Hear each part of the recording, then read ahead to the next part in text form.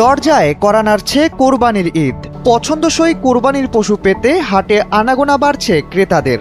নানা রঙের নানা ঢঙের কোরবানির পশু দিয়ে হাট বোঝাই থাকলেও সামাজিক যোগাযোগ মাধ্যমে নজর কেড়েছে ডোনাল্ড ট্রাম্প, নেতানিয়াহু ও নরেন্দ্র মোদি। আর এবার দেখা গেল ভিন্ন রকম আরও 3টি গরু।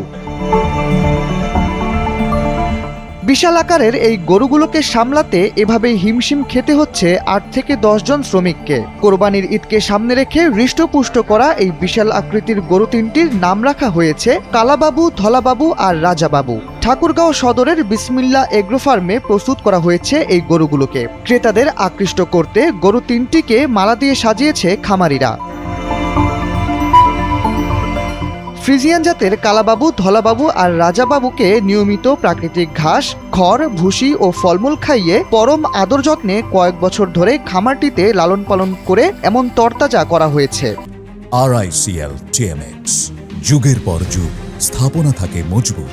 বারন্ত এই গরুগুলোকে খামার থেকে বাইরে বের করতে গিয়ে বেশ বিপাকে পড়েন শ্রমিকরা। আর এই 3 বাবুকে এক নজর দেখতে ও ক্রয় করতে দেশের বিভিন্ন জায়গা থেকে ছুটে আসছেন ক্রেতা সহ অনেকেই। ধলাবাবু আছে, এই গরুগুলার অনেক শক্তি।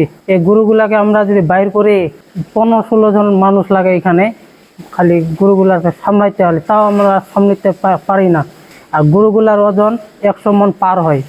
এই গরুগুলা আমরা সম্পূর্ণ ন্যাচারাল খাদ্য দিয়ে লালন পালন করছি।